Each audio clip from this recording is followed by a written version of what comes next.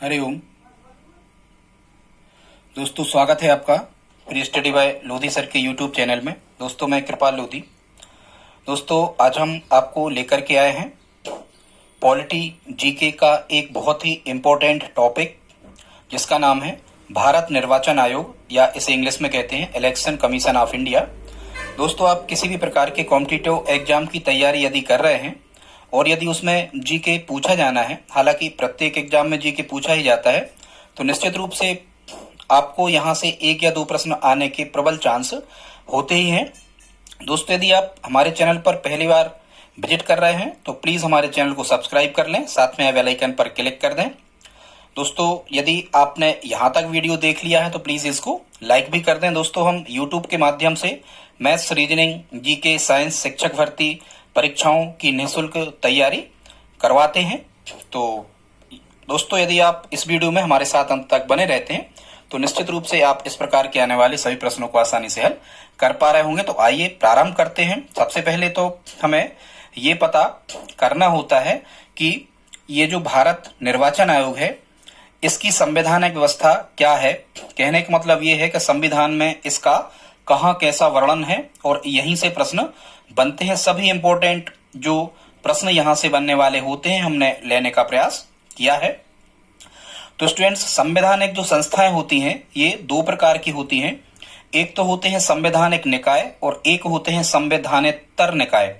Students, संवैधानिक निकाय का मतलब एक तो ये होता है कि जो संविधान लागू होने के पहले भारतीय संविधान में उनका प्रावधान कर दिया गया था, उन्हें संवैधानिक निकाय कहते हैं। या भारत की जो संसद होती है, इनको आवश्यकता अनुसार नए निकाय या नए आयोग या नई संस्थाओं का निर्माण संसद द्वारा किया जाता है, जिनको हम संवैधानिक निकाय कहते हैं। ठीक है स्टूडेंट्स, इसके बाद के जो निकाय होते हैं उनको गैर संविधानेतर मतलब संविधानेतर निकाय कहते हैं। संविधानेतर का मतलब ये होता है कि ऐसे आयोग होते हैं जिनको राष्ट्रपति केंद्र में या राज्यपाल राज्यों में उनको नियुक्त करते हैं या उनको बनाते हैं। ठीक है स्टूडेंट, तो यदि भारत निर्वाचन आयोग की चर्चा की जाए तो ये संवैधानिक निकाय है।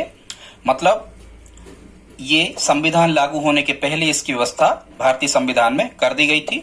अब हम देखते हैं, कभी यदि प्रश्न आता है कि जो भारत निर्वाचन आयोग है या जो ईसी ऑफ इंडिया है, इसका वर्णन किस अनुच्छेद में किया गया है भारतीय संविधान, तो इंडियन कॉन्स्टिट्यूशन के ये पार्ट 15 भाग 15 और अनुच्छेद इसके कहां से कहां तक है ये पूछा जाता है स्टूडेंट्स। तो इसके अनुच्छेद हैं 324 से 329 तक। आर्टिकल 324 से 329 तक जो वर्णन किया गया है ये भारत निर्वाचन आयोग के संदर्भ में है। उसकी गठन, उसकी शक्तियां और कार्यों के बारे में इसमें बताया गया है। ध्यान रखें, अनुच्छेद 324 से 329 तक भाग 15 में। अब हम देख लेते हैं, कभी कभी यहां से प्रश्न आता है इसकी स्थापना से रिलेटेड। तो अब हम देखते हैं भारत निर्वाचन आयोग जो है इसकी स्थापना कब हुई थी। तो यहां आपको ध्यान रखना है स्टूडेंट्स, भारत निर्वाचन आयोग की स्थापना हुई थी 25 जनवरी 1950। मतलब आप देख पा रहे होंगे संविधान 26 जनवरी 1950 को लागू हुआ था। संविधान लागू होने के एक दिन पहले 25 जनवरी 1950 को भारत निर्वाचन आयोग की स्थापना की गई थी भारत में। इसीलिए प्रत्येक वर्ष 25 जनवरी जो है वो राष्ट्रीय मतदाता दिवस के रूप में मनाया जाता है। ध्यान रखना, राष्ट्रीय मतदाता दिवस कब मनाया जाता है? 25 जनवरी को मनाया जाता है। क्यों मनाया जाता है? क्योंकि 25 जनवरी को भारत निर्वाचन आयोग की स्थापना की गई थी भारत में। अब स्टूडेंट्स, कभी कभी आपको प्रश्न आता है कि जो भारत निर्वाचन आयोग है ये कितने सदस्यीय है। तो स्टूडेंट्स, वर्तमान में ये त्रिसदस्यीय है। मतलब इसमें 3 सदस्य होते हैं। एक होते हैं मुख्य निर्वाचन आयुक्त और 2 होते हैं अन्य निर्वाचन आयुक्त। ठीक है, अभी हम आगे आपको इनके बारे में बताएंगे। तो हम देख लेते हैं कि 25 जनवरी 1950 से 1989 तक ये रहा कैसा? एक सदस्यीय। कैसा रहा? एक सदस्यीय। मतलब इसमें केवल एक ही सदस्य हुआ करता था, केवल सीईसी, चीफ इलेक्शन कमिश्नर। ठीक है, केवल मुख्य निर्वाचन आयुक्त ही होते थे 1989 तक। इसके बाद में 1993 में जो मुख्य निर्वाचन आयुक्त थे टीएन सेशन के टाइम से इसे कितना कर दिया गया? त्रिसदस्यीय। अब स्टूडेंट्स, यहां से यदि प्रश्न आता है कि वर्तमान में मुख्य निर्वाचन आयोग जो है भारत का ये कितने सदस्यीय है, तो आपको कहना है ये त्रिसदस्यीय है। मतलब इसमें 3 सदस्य होते हैं। ठीक है, फिर कभी कभी प्रश्न आता है कि भारत में सबसे पहले आम चुनाव कब हुए थे। स्टूडेंट्स, जनरली आम चुनाव या सामान्य निर्वाचन हम कहते हैं ऐसे चुनावों को जो अपने निश्चित समय 5 साल के बाद में या 5 साल के अंतराल से होते हैं, इनको हम आम चुनाव कहते हैं। चुनाव के प्रकार अभी हम आगे आपको बताएंगे। अब स्टूडेंट्स, कभी यदि आपको प्रश्न आता है कि भारत में प्रथम बार आम चुनाव आजादी के बाद कब हुए थे, तो या तो 1951 आता है या 52 आता है, या फिर यहां आता है 1951-52 में। 51 में ये प्रारंभ हुए थे और 52 तक में ये समाप्त हो गए थे। ठीक है स्टूडेंट्स, अब कभी कभी आपको प्रश्न पूछा जाता है कि भारत के प्रथम सीईसी या हम कहें कि भारत के प्रथम निर्वाचन आयुक्त कौन थे। तो भारत के मुख्य निर्वाचन आयुक्त कौन थे स्टूडेंट्स, तो ध्यान रखना, भारत के प्रथम निर्वाचन आयुक्त थे सुकुमार सेन। कौन थे? भारत के प्रथम निर्वाचन आयुक्त थे सुकुमार सेन। फिर कभी प्रश्न आता है कि भारत की एकमात्र महिला सीईसी, एकमात्र महिला निर्वाचन आयुक्त कौन रही हैं, तो इसमें आपको नाम ध्यान रखना है बीएस रमा देवी। एकमात्र महिला रही जो भारत की मुख्य निर्वाचन आयुक्त रही, बीएस रमा देवी। अब हम देख लेते हैं भारत निर्वाचन आयोग का मुख्यालय कहाँ है, तो स्टूडेंट ध्यान रखना नई दिल्ली में है। जितने भी सेंट्रल लेवल के गवर्नमेंट ऑफिस हैं वो सब नई दिल्ली में है स्टूडेंट्स। पुरानी दिल्ली जो है वो मुगलों की दिल्ली है, जामा मस्जिद किले के आसपास की वो पुरानी दिल्ली कहलाती है स्टूडेंट्स। तो इसका पता क्या है भारत निर्वाचन आयोग का, तो इसका पता है, कभी ये पूछा गया है एग्जाम में, वहीं से हमने इसको लिया है। तो भारत के निर्वाचन आयोग का जो हेडक्वार्टर है, इसका मुख्यालय है, इसका पता है निर्वाचन सदन अशोक रोड नई दिल्ली। क्या है स्टूडेंट्स इसका पता? निर्वाचन सदन अशोक रोड नई दिल्ली, ये इसका पता है। अब यदि कभी आपसे प्रश्न आता है कि भारत की निर्वाचन पद्धति जो है ये किस देश की निर्वाचन पद्धति से प्रभावित है, या भारत का जो इलेक्शन सिस्टम है ये कहाँ की देन है, तो इसको हमें कहना है ब्रिटेन की देन है। स्टूडेंट्स, भारत का जो निर्वाचन सिस्टम है ये ब्रिटेन की देन है, मतलब इंग्लैंड की देन है, क्योंकि इंग्लैंड का ही शासन भारत पर सबसे ज्यादा टाइम तक रहा है। भारत शासन अधिनियम जो 1935 था उसमें ये सब बता दिया गया था। ठीक है, तो आपको ब्रिटेन ही यहां पर कहना है, क्योंकि प्रधानमंत्री का पद भी हम कहां से ले आए हैं, ब्रिटेन से ले आए हैं। फिर हम देख लेते हैं भारत निर्वाचन आयोग का मुख्य कर्तव्य क्या है। तो स्टूडेंट्स, यहां ये पूछा गया है किसी एग्जाम में, भारत निर्वाचन आयोग का मुख्य कर्तव्य होता है स्वतंत्र एवं निष्पक्ष चुनाव करवाना। स्वतंत्र एवं निष्पक्ष चुनाव करवाना मतलब जो निर्वाचन आयोग होता है ये किसी के दबाव में कार्य नहीं करता और किसी के पक्ष में भी कार्य नहीं करता। ये स्वतंत्र और निष्पक्ष चुनाव करवाना ये भारत निर्वाचन आयोग का मुख्य कर्तव्य होता है। अब हम देख लेते हैं स्टूडेंट्स, यहां से प्रश्न आते हैं बिल्कुल निश्चित रूप से, बहुत इंपॉर्टेंट टॉपिक हम आपको अब बताने जा रहे हैं। अब हम देख लेते हैं भारत के निर्वाचन आयुक्तों के बारे में। तो भारत के मुख्य निर्वाचन आयुक्त को कहते हैं हम सीईसी, इसका फुल फॉर्म याद कर लें, चीफ इलेक्शन कमिश्नर। क्या कहते हैं? Chief election commissioner of India कहा जाता है भारत के मुख्य निर्वाचन आयुक्त को। अब कभी कभी आपसे प्रश्न आता है कि भारत के मुख्य निर्वाचन आयुक्त और अन्य निर्वाचन आयुक्तों की नियुक्ति कौन करता है, तो स्टूडेंट्स ध्यान रखना, इन तीनों की नियुक्ति किसके द्वारा होती है? राष्ट्रपति के द्वारा होती है। ठीक है, फिर प्रश्न आता है कि निर्वाचन आयुक्तों को शपथ कौन दिलाता है, तो जैसा कि आपको पता है कि सा पा था इसमें 3 वर्ण हैं, और अनुसूची जो 12 अनुसूचियां हैं 12 शेड्यूल इंडियन कॉन्स्टिट्यूशन में, इसमें अनुसूची 3 जो है, तीसरी अनुसूची जो है ये शपथ के बारे में बताती है। शपथ में 3 शब्द है, अनुसूची में भी 3 शब्द हैं। तो अनुसूची 3 में इनकी शपथ के बारे में बताया गया है कि तीनों मुख्य निर्वाचन आयुक्तों को या तीनों निर्वाचन आयुक्तों को शपथ कौन दिलाता है? राष्ट्रपति। ध्यान रखना, इनको शपथ राष्ट्रपति दिलाता है, इनकी नियुक्ति राष्ट्रपति करता है। बीच में क्या ये अपना जॉब छोड़ सकते हैं? बिल्कुल छोड़ सकते हैं। तो यदि ये त्यागपत्र देंगे निर्वाचन आयुक्त तो किसको देंगे? तो इसमें भी आपको ध्यान रखना है राष्ट्रपति। मतलब स्टूडेंट्स ध्यान रखना, निर्वाचन आयुक्तों से रिलेटिव कोई भी प्रश्न आ जाए इस टाइप का तो आपको क्या कहना है? राष्ट्रपति ही कहना है। ठीक है, फिर अभी हमने आपको आगे बताया था कि भारत का जो निर्वाचन आयोग है ये वर्तमान में कितने सदस्यीय है या कितने सदस्य हैं, तो ध्यान रखना है ये त्रिसदस्यीय है या वर्तमान में इसमें 3 सदस्य हैं। एक होते हैं मुख्य निर्वाचन आयुक्त और 2 होते हैं निर्वाचन आयुक्त। एक मुख्य निर्वाचन आयुक्त होता है इसमें और 2 इनकी सहायता के लिए होते हैं निर्वाचन आयुक्त। ठीक है स्टूडेंट्स, लेकिन इनके कार्य लगभग समान ही होते हैं, सभी को समान अधिकार होते हैं, सभी के समान वेतन भत्ते शर्तें होती हैं।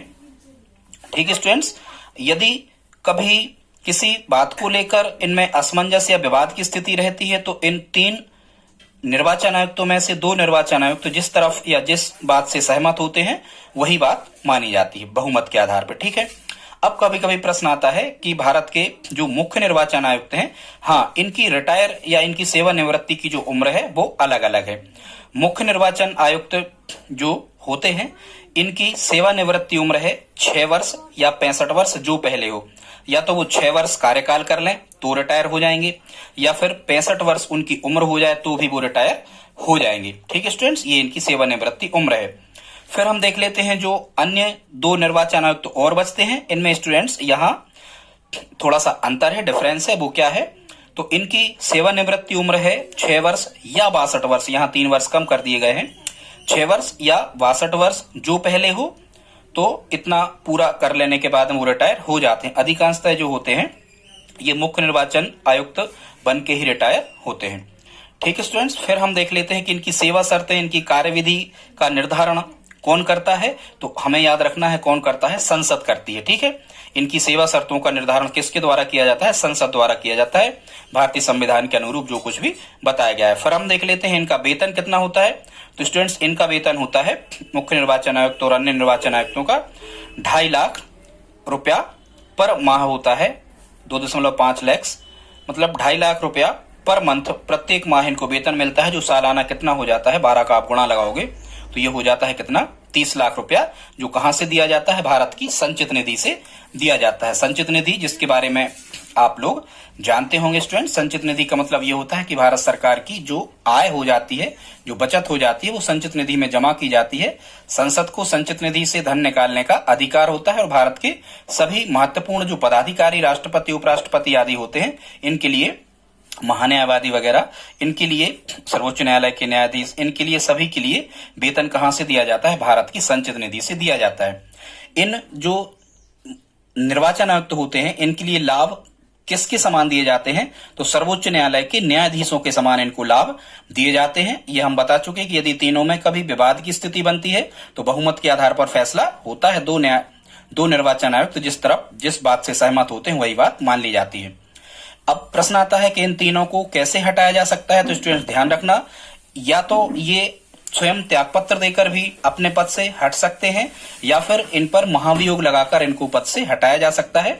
हालांकि ये महाभियोग लगाने की प्रक्रिया राष्ट्रपति, उपराष्ट्रपति, इन सब की अलग अलग होती है। ठीक है, फिर जो मुख्य निर्वाचन आयुक्त होता है, जो CEC, chief election commissioner of India है, ये परिसीमन आयोग का अध्यक्ष भी होता है। स्टूडेंट्स, इस परिसीमन आयोग के बारे में हम आपको आगे बताएंगे। ये क्षेत्रों का सीमांकन करने का एक आयोग होता है, जो लगभग जनगणना के आधार पर हर 10 साल में क्षेत्रों को, लोकसभा विधानसभा के क्षेत्रों को यहां से वहां करता है। किसी गांव को, किसी शहर को एक स्थान से, लोकसभा क्षेत्र से निकालकर दूसरे में जोड़ो ना, इस टाइप का बताएंगे इसके बारे में। तो ध्यान रखना, कभी पूछा गया है ये प्रश्न कि परिसीमन आयोग का अध्यक्ष कौन होता है, तो भारत का मुख्य निर्वाचन आयुक्त जो है वो परिसीमन आयोग का अध्यक्ष होता है।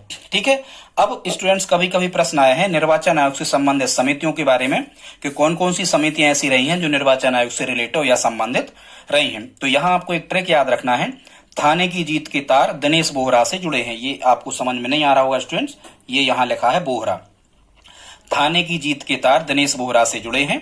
तो यहाँ स्टूडेंट्स कभी कभी प्रश्न आता है कि इनमें निम्न में कौन सी समिति किससे संबंधित है, या कौन सा आयोग किससे संबंधित है, या निर्वाचन आयोग से संबंधित कौन सा आयोग है। तो यहाँ थाने से बनेगा के संतानम समिति। ठीक है स्टूडेंट्स, इनके बारे में हम आपको बाद में बताएंगे। फिर यहाँ लिखा है क्या, जीत से बनेगा 2 नंबर पे इंद्रजीत समिति, ये निर्वाचन आयोग से संबंधित है। फिर यहाँ क्या लिखा है, यहाँ लिखा है तार से बनेगा तारकुंडे समिति, ये भी निर्वाचन आयोग से संबंधित है।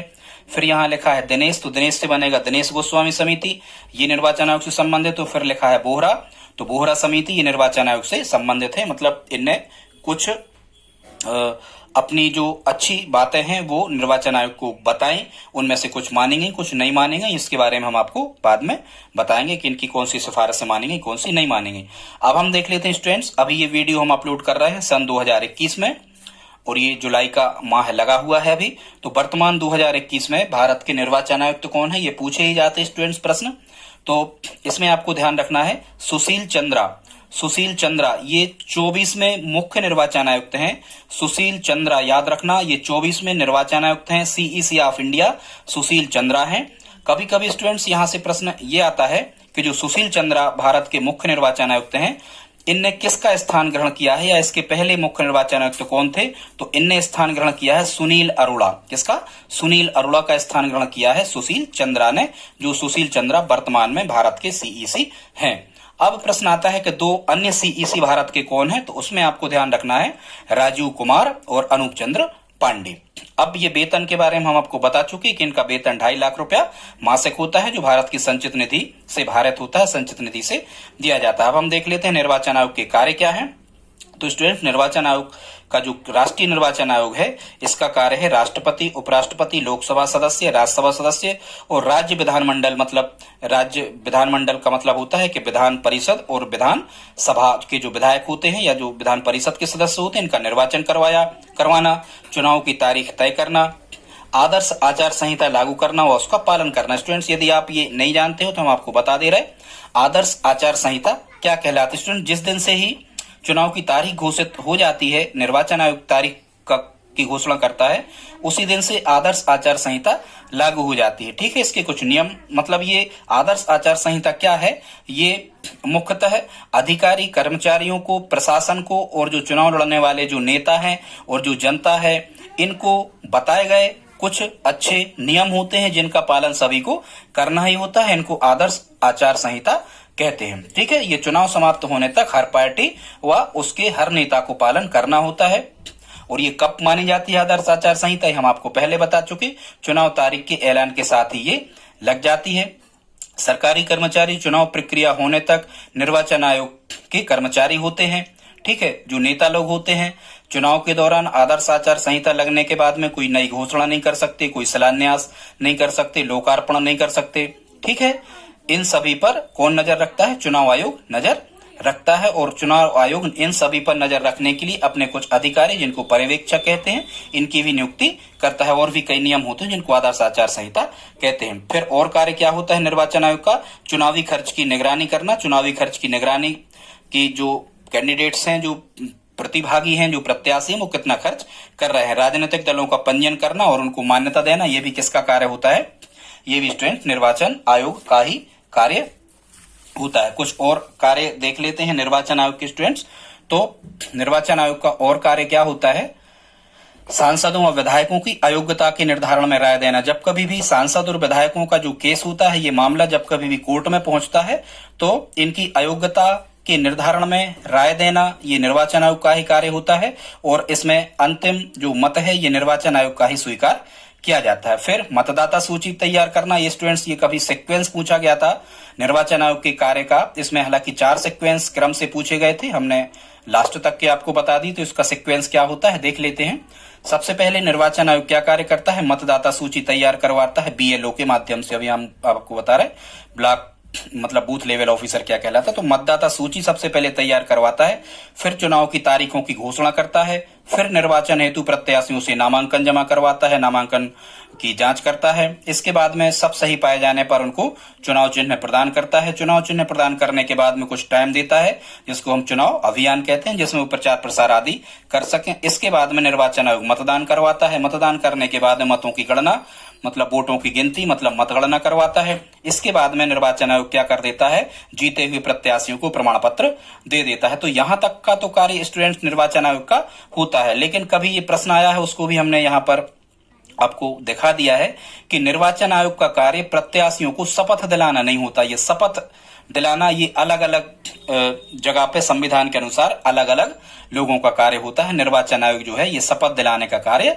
नहीं करता। ठीक है, कभी प्रश्न आया था, वहीं से हमने इसको लिया है। अब यहाँ हमने एक चीज और नोट लगा के आपको बताना चाहिए, वो क्या है कि निर्वाचन आयोग जो है ये केंद्रीय निर्वाचन आयोग जो है, ये हमने आपको बताया था कि राष्ट्रपति, उपराष्ट्रपति, लोकसभा सदस्य, राज्यसभा सदस्य, विधायक, विधानमंडल सदस्यों का चुनाव तो करवाता है, लेकिन राज्यों में बाकी चुनाव करवाना ये किसका कार्य होता है? तो ये होता है स्टूडेंट्स राज्य निर्वाचन आयोग का।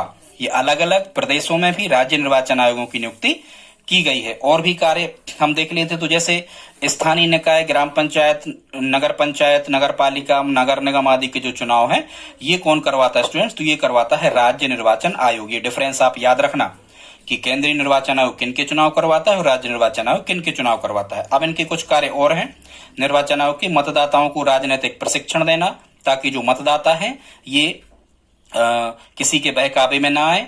फिर इसके बाद में निर्वाचन आयोग का अगला कार्य होता है चुनाव प्रक्रिया में सुधार के लिए सरकार को सुझाव देना। फिर अगला कार्य होता है राष्ट्रपति को प्रादेशिक चुनाव आयुक्त की नियुक्ति के लिए परामर्श देना। जो प्रादेशिक चुनाव आयुक्त हैं स्टूडेंट्स, ये निर्वाचन के समय, किसी प्रकार के चुनाव के समय राष्ट्रपति इनकी नियुक्ति करता है, तो निर्वाचन आयोग की सलाह से ही करता है। फिर लास्ट इसका कार्य होता है चुनाव आयोग का एक कार्य और होता है यदि कहीं किसी स्थान पर हिंसा हो गई है, कोई लड़ाई आदि हो गई है, बूथ कैप्चरिंग, किसी ने पूरा का पूरा बूथ अपने अंडर में कर लिया है और उसने कुछ गड़बड़ लोगों ने यदि किया है, तो इस प्रकार की स्थिति में चुनाव रद्द कौन कर सकता है? तो ध्यान रखना, निर्वाचन आयोग इस प्रकार की स्थिति में चुनाव रद्द कर सकता है। कभी ये प्रश्न आया है कि ऐसी स्थिति में चुनाव रद्द कौन कर सकता है? राष्ट्रपति, निर्वाचन आयोग, राज्यपाल, इस टाइप से। तो यहाँ याद रखना निर्वाचन आयोग ही चुनाव रद्द करने का अधिकार रखता है। अब हम देख लेते हैं स्टूडेंट्स कि निर्वाचन आयोग की जो प्रशासनिक संरचना होती है ये कैसी होती है। तो इसको हम समझ लेते हैं कि कौन कहाँ का सबसे बड़ा अधिकारी कहलाता है निर्वाचन करवाने का। तो यहाँ आपको ध्यान रखना है, पूरे भारत का सबसे बड़ा मुख्य निर्वाचन अधिकारी जो होता है ये मुख्य निर्वाचन आयुक्त CEC of India, chief election commissioner of India होता है। इसके बाद में दो अन्य आयुक्त होते हैं इसकी सहायता के लिए, हालांकि सभी के कार्य लगभग समान ही होते हैं। इसके बाद में होते हैं उप निर्वाचन आयुक्त स्टूडेंट्स। इन उप निर्वाचन आयुक्तों की जो नियुक्ति होती है ये राज्य सरकारों की सलाह पर निर्वाचन आयुक्त इनकी नियुक्ति करते हैं। ठीक है स्टूडेंट। फिर हम देख लेते हैं संभाग का सबसे बड़ा अधिकारी कमिश्नर। इसके बाद में पूरे संभाग का सबसे बड़ा निर्वाचन अधिकारी कमिश्नर होता है। फिर स्टूडेंट्स हम देख लेते हैं कि जिले में जिला निर्वाचन अधिकारी किसे कहते हैं? तो जिले में जो जिला निर्वाचन अधिकारी या जिले का सबसे बड़ा निर्वाचन अधिकारी होता है ये कलेक्टर होता है उस जिले का।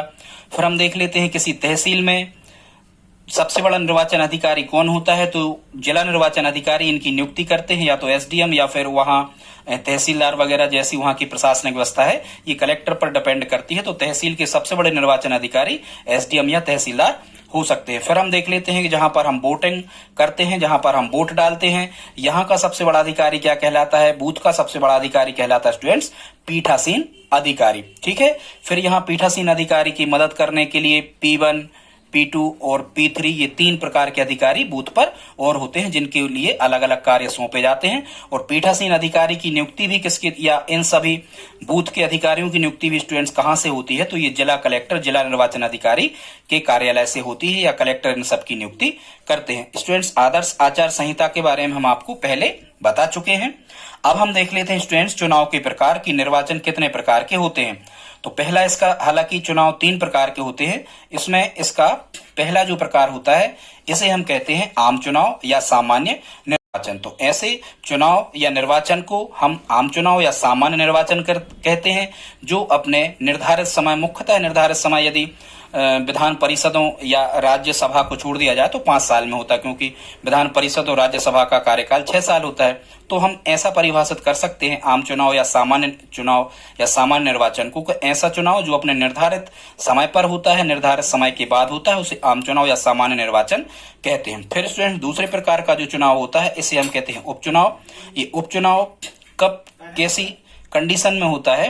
तो यदि किसी नेता की मृत्यु हो जाए, डेथ हो जाए, वो अपने पद से त्यागपत्र दे देवे, या दल बदल कर ले, वे किसी अन्य दल में चला जाए, या उसे न्यायालय द्वारा अयोग्य सिद्ध कर दिया जाए, तो ऐसी स्थिति में बीच में ही चुनाव होते हैं। उन चुनावों को, मतलब कार्यकाल पूरा नहीं हो जाता है, उन चुनाव को उपचुनाव कहते हैं। और उपचुनाव के बाद जो नेता बनते हैं वो अपना बाकी का कार्यकाल पूरा करते हैं। ठीक है, पूरे समय के लिए नहीं बनते, वो जितना समय उस पहले नेता का बचा था उस कार्यकाल को पूरा करते हैं। स्टूडेंट्स कभी कभी ये प्रश्न आता है, बहुत इंपॉर्टेंट प्रश्न है, कि यदि किसी नेता की डेथ हो जाती है या किसी कारण से वो त्यागपत्र देता है या दल बदल या अयोग्य सिद्ध कर दिया जाता है, तो अधिकतम निर्वाचन आयोग इनका चुनाव कब तक करवा लेना चाहिए? मतलब निर्वाचन आयोग इनका चुनाव अधिकतम कितने समय के अंदर में करवा लेता है? स्टूडेंट्स ये बहुत इंपॉर्टेंट फैक्ट है, कई बार एग्जाम में पूछा गया है। तो यहाँ आपको ध्यान रखना है, ये 6 माह के अंदर निर्वाचन आयोग को फिर से चुनाव वहां पर करवाना ही होता है। ठीक है, हालांकि निर्वाचन आयोग बाध्य नहीं होता है, यदि उसके कम ही समय रह गया है और मुख्य समय आम निर्वाचन का आ रहा है तो फिर वो नहीं करवाता। ठीक है, अब हम देख लेते हैं तीसरे प्रकार का जो निर्वाचन होता है, इसे कहते हैं मध्यावधि चुनाव। ठीक है स्टूडेंट, तो ये मध्यावधि चुनाव क्या कहलाता है कि जब कभी राज्य में या केंद्र में किसी दल को स्पष्ट बहुमत या बहुमत ना मिले, तब वहां क्या कंडीशन होती है कि मान के चलो ऐसी कंडीशन बन गई कि कोई भी दल जो है वो आधे से एक ज्यादा सीट प्राप्त नहीं कर पा रहा है, जैसे ठीक है आप समझ रहे होंगे, बाद में बताएंगे। तो यदि किसी दल को बहुमत नहीं मिल रहा होता है तो फिर बाकी के 6 माह के अंदर 6 माह तक वहां राज्यपाल राष्ट्रपति शासन की मांग करता है, या यदि केंद्र है तो राष्ट्रपति शासन राष्ट्रपति खुद वहां पर लगा सकता है और 6 माह के अंदर वहां पर चुनाव हो जाता है। तो जब तक वहां सरकार चयनित सरकार नहीं आती है तब तक वहां राष्ट्रपति शासन के माध्यम से या तो केंद्र में राष्ट्रपति या राज्यों में राज्यपाल शासन चलाते हैं। बाकी वहां पर 6 माह के अंदर फिर से चुनाव होते हैं, जैसे पिछली बार दिल्ली में आपने देखा था। ठीक है, तो वहां 6 माह के अंदर फिर से मतलब स्पष्ट बहुमत ना मिलने या बहुमत ना मिलने के कारण फिर से चुनाव होने लगते हैं। उसे हम क्या कहते हैं, मध्यावधि चुनाव। और मध्यावधि चुनाव में क्या होता है, स्थितियां फिर बदल जाती हैं। ठीक है स्टूडेंट्स, आगे देखते हैं। अब यहाँ निर्वाचन के और 2 प्रकार होते हैं सामान्यतः चुने जाने के आधार पर। तो निर्वाचन 2 प्रकार का होता है, एक तो होता है प्रत्यक्ष निर्वाचन और दूसरा होता है अप्रत्यक्ष निर्वाचन। स्टूडेंट्स, प्रत्यक्ष निर्वाचन उस निर्वाचन को कहते हैं जिनके चुनाव में जनता सीधे भाग लेती है, मतलब जिनके चुनाव में जनता सीधे वोट डालती है, इस प्रकार के निर्वाचन को प्रत्यक्ष निर्वाचन कहते हैं। स्टूडेंट्स, यहां से प्रश्न आते हैं कि निम्न में से किसका प्रत्यक्ष निर्वाचन किया जाता है, किसका अप्रत्यक्ष निर्वाचन किया जाता है। तो प्रत्यक्ष निर्वाचन आई होप आप समझ गए होंगे कि ऐसा निर्वाचन जिसमें जनता सीधे वोट डालती है उसे प्रत्यक्ष निर्वाचन कहते हैं। किस किस का प्रत्यक्ष निर्वाचन होता है, पंचों का ग्राम पंचायतों में, खासकर मध्य प्रदेश की हम चर्चा कर रहे हैं। पंचों का, सरपंच का, जनपद सदस्य, जिला पंचायत सदस्य, विधायक, एमएलए, लोकसभा सांसद, ठीक है, या लोकसभा सदस्य, इनका प्रत्यक्ष निर्वाचन होता है, क्योंकि वयस्क मताधिकार के आधार पर इनको मत दिया जाता है। वयस्क मताधिकार आई होप आप समझ गए होंगे। भारत में वर्तमान में वयस्क मताधिकार की उम्र है 18 वर्ष या उससे अधिक के व्यक्तियों को निर्वाचन में भाग लेने का अधिकार होता है। इसे हम क्या कहते हैं, इसे हम कहते हैं प्रत्यक्ष निर्वाचन। ठीक है स्टूडेंट्स, अब हम देखते हैं अप्रत्यक्ष निर्वाचन किसे कहते हैं। तो ऐसे निर्वाचन को अप्रत्यक्ष निर्वाचन कहते हैं जिसमें जनता द्वारा चुने गए प्रतिनिधि किसी अन्य प्रतिनिधि को चुनते हैं। मतलब पहले उनको जनता वोट डालती है, फिर जो नेता लोग बन जाते हैं ये नेता लोग किसी अन्य अधिकारी या नेता को चुनते हैं।